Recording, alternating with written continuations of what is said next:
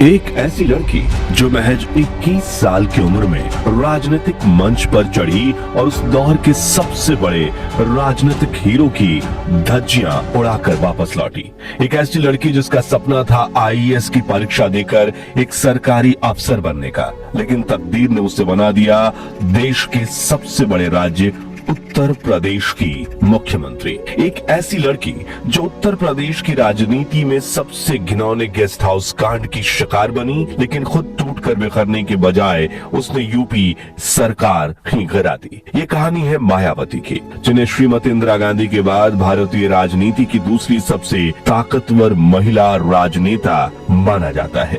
साल था 1995। उत्तर प्रदेश में मुलायम सिंह यादव की सरकार गिरने की कगार पर पहुंच चुकी थी और दलित राजनीति की उभरती हुई आवाज मायावती उनके लिए बड़ी चुनौती बन चुकी थी। 2 जून को लखनऊ के गेस्ट हाउस में मायावती पर समाजवादी पार्टी के गुंडों ने हमला कर दिया। किसी तरह मायावती ने खुद को एक कमरे में बंद कर दिया, लेकिन दरवाजा पीट रहे सपा के कार्यकर्ता उन पर भद्दी गालियां और धमकियों की बौछार कर रहे थे। हालात इतने खराब हो गए कि मायावती की जान खतरे में पड़ गई, लेकिन लखनऊ पुलिस के वरिष्ठ अधिकारी ओपी सिंह कोने में खड़े होकर सिगरेट का कच लगा रहे थे। मगर फिर कुछ ऐसा हुआ कि रातों रात यूपी सरकार ही गिर गई। तो क्या था गेस्ट हाउस कांड? क्यों इस घटना के बाद मायावती ने हमेशा के लिए साड़ी पहनना छोड़ दिया? उस रात उनके साथ क्या हुआ था और कैसे गरीब दलित लड़की बनी उत्तर प्रदेश की राजनीति की सबसे ताकतवर महिला? जानेंगे इस रोंगटे खड़ी कर देने वाली कहानी, जो अनसुनी अनकही कहानी है। मायावती की राजनीति में एंट्री। साल था 1977। दिल्ली के कॉन्स्टिट्यूशनल क्लब में एक बड़ी कॉन्फ्रेंस चल रही थी। 3 दिन तक चलने वाली इस मीटिंग का एजेंडा था जाति का दंश समाज से कैसे खत्म किया जाए। देश में जनता पार्टी की सरकार थी और मंच पर मौजूद थे उस दौर के सबसे बड़े समाजवादी नेता राज नारायण। ऐसे उभरते हुए नेता जिन्होंने रायबरेली में जाकर खुद प्रधानमंत्री इंदिरा गांधी को हराकर इतिहास रच दिया था। उनका नाम हर अखबार, चाय की दुकान पर गूंजता था। भीड़ तालियां बजा रही थी और राज नारायण जोश में कह रहे थे, हमें हरिजनों का उत्थान करना है, उन्हें समाज की मुख्य धारा में लाना है। लेकिन इसी भीड़ में पीछे की कुर्सी पर बैठी थी 21 साल की लड़की मायावती, जो दिल्ली यूनिवर्सिटी से लॉ की पढ़ाई कर रही थी। और उसने जब राज नारायण के मुख से दलितों के लिए हरिजन शब्द सुना तो वो गुस्से से आग बबूला हो गई। मौका मिलते ही उसने मंच पर आकर राज नारायण, जनता पार्टी और कांग्रेस सबकी धज्जियां उड़ा दी। उसने कहा, ये नेता अपने आप को बहुत बड़ा खुद मुख्तार समझते हैं, लेकिन इन्हें ये तक नहीं पता कि दलितों के लिए हरिजन शब्द का इस्तेमाल करना भी एक किस्म का अपराध है। वो आगे बोली, गांधी ने हमारी बेइज्जती करने के लिए शब्द बनाया हरिजन, लेकिन हमारे भगवान बाबा साहेब अम्बेडकर हैं, उन्होंने कभी हरिजन शब्द का इस्तेमाल नहीं किया। संविधान बनाया तो लिखा अनुसूचित जाति, तो फिर गांधी के चमचे सब सवर्ण हमें बार बार हरिजन क्यों बोलते हैं? ये सुन पूरा हॉल सन्न रह गया। 21 साल की लड़की ने मंच पर बैठे मंत्री को ललकार दिया था, जिसके बाद सभा में मौजूद सैकड़ों दलित कर्मचारी खड़े हो गए और हर तरफ नारे गूंजने लगे, राज नारायण मुर्दाबाद। अगले ही दिन मायावती के इस बेबाक भाषण की खबर पहुंची काशी राम तक। तो उन दिनों पूरे प्रदेश में घूम घूम कर वो दलित समाज के सरकारी कर्मचारियों को एकजुट कर रहे थे और अपने नए संगठन BAMCEF backward and minority communities employees federation को जोड़ रहे थे। और वो तुरंत मायावती से मिलने दिल्ली के इंद्रपुरी में उनके घर पहुंच गए। उन्होंने दरवाजा खटखटाया और सामने प्रभुदास की बेटी मायावती किताब पढ़ते हुए आईएएस की तैयारी कर रही थी। कांशी राम ने तुरंत मायावती से पूछा, तुम आईएएस क्यों बनना चाहती हो? मायावती बोली, दलित समाज की सेवा के लिए। कांशी राम ने समझाया, अधिकारी तो बहुत बन गए, लेकिन हालात कितने बदले? नेता बनो, सत्ता में आओ, अधिकारियों को भी सत्ताधारी नेताओं की ही सुननी होगी।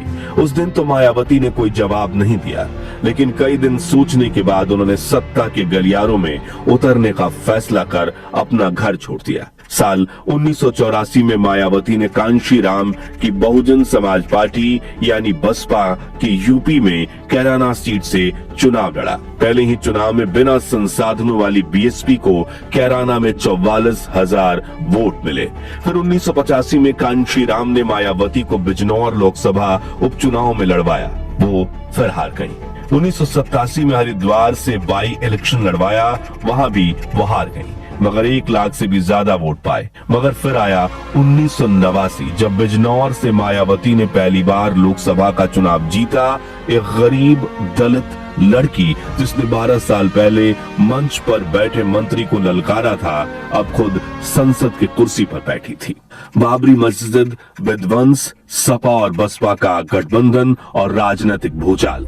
2 जून 1995 मायावती के साथ लखनऊ के गेस्ट हाउस में ऐसी घटना हुई जिसने उत्तर प्रदेश की सियासत को ऐसा दाग लगाया जिसे कभी धोया नहीं जा सकता। लेकिन यह कांड अचानक नहीं हुआ, बल्कि उसकी कहानी पहले से ही लिखी जानी शुरू हो गई थी। 6 दिसंबर 1992 को अयोध्या में बाबरी मस्जिद विध्वंस के बाद उत्तर प्रदेश की राजनीति हिल चुकी थी। राज्य में हिंदुत्व की लहर पूरे जोश में थी और बीजेपी अपने चरम पर। लेकिन जब राजनीतिक एक तरफा चलने लगी तो उसमें कोई ना कोई दिशा जरूर आती। उसी दौर में समाजवादी नेता मुलायम सिंह यादव ने जनता दल से अलग होकर समाजवादी पार्टी बनाई और पिछड़ों को एक नई राजनीतिक पहचान दी। दूसरी तरफ बहुजन समाज पार्टी के संस्थापक कांशीराम और उनकी शिष्या मायावती दलितों के वोट बैंक पर अपनी मजबूत पकड़ बना चुके थे।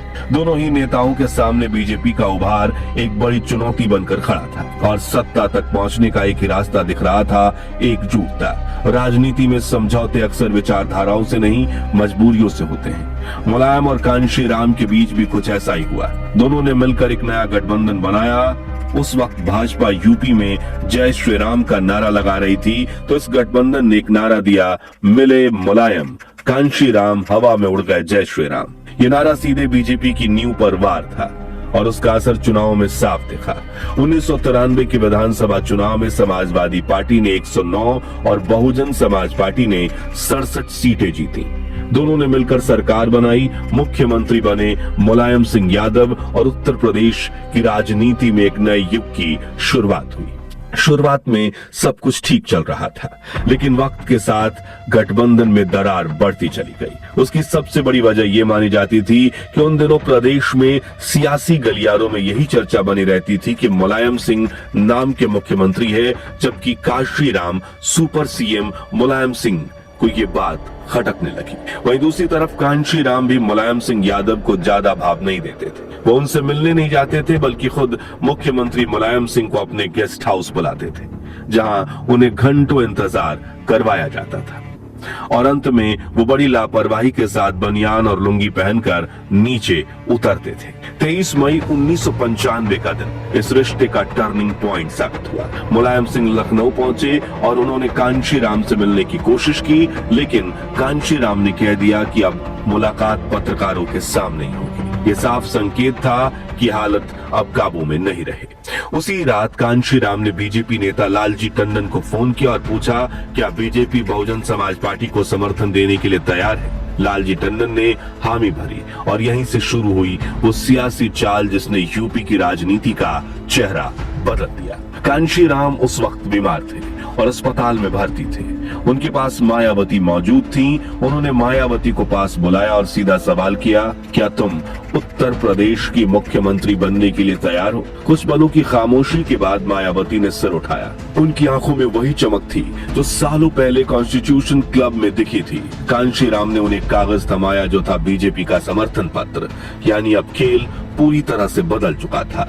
1 जून 1995 को मायावती अपने 11 मंत्रियों के साथ राज्यपाल मोतीलाल वोरा से मिलने पहुंची।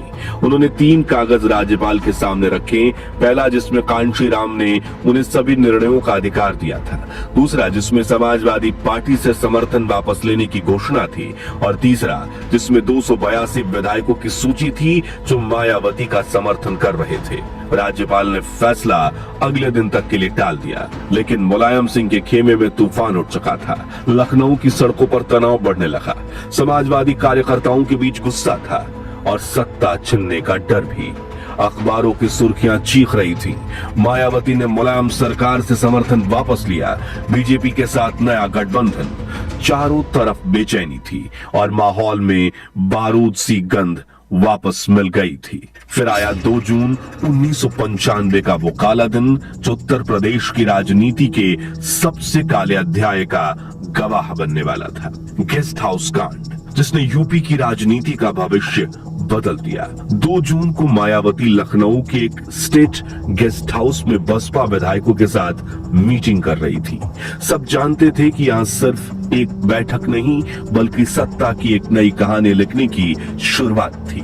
तभी खबर आई बसपा के 12 विधायक राज बहादुर के नेतृत्व में समाजवादी पार्टी में शामिल हो गए। इस झटके से मायावती के खेमे में सन्नाटा छा गया, जबकि मुलायम सिंह यादव के चेहरे पर आत्मविश्वास लौट आया। उन्हें लगा अब सरकार बच जाएगी, लेकिन राजनीति में हर चाल के अपने नियम होते हैं। उस वक्त दल बदल कानून कहता था कि सरकार गिरने से बचाने के लिए कम से कम 1/3 विधायकों का समर्थन होना चाहिए। यानी मुलायम का ये दांव भी खाली चला गया। सत्ता उनके हाथ से फिसल रही थी और यही डर सबसे खतरनाक साबित हुआ। मुलायम सिंह गुस्से में थे। कहा जाता है कि सत्ता जाते देख उन्होंने अपने समर्थकों को खुला आदेश दिया, जो भी हो मायावती के विधायकों को तोड़ दो, चाहे डराकर, धमकाकर या उठा ले जाकर। यह आदेश आग की तरह फैला और कुछ ही देर में सैकड़ों सपा समर्थक और बाहुबली लखनऊ के स्टेट गेस्ट हाउस की ओर बढ़ने लगे। भीड़ के हाथों में डंडे थे, चेहरों पर गुस्सा और नारे गूंज रहे थे, बसपा गद्दार है। उधर गेस्ट हाउस के अंदर मायावती अपने विधायकों के साथ मीटिंग में थी। किसी को अंदाजा नहीं था कि बाहर क्या होने वाला है। करीब 4 बजे दरवाजे पर अचानक जोर जोर से धमाके होने लगे। बाहर से गोलियां, जाति सूचक शब्दों और धमकियों की गूंज सुनाई देने लगी। दरवाजा खोलो वरना हम तोड़ देंगे। मायावती और उनके विधायक डर गए। उन्होंने कॉन्फ्रेंस रूम का दरवाजा अंदर से बंद कर लिया, लेकिन भीड़ पागल हो चुकी थी।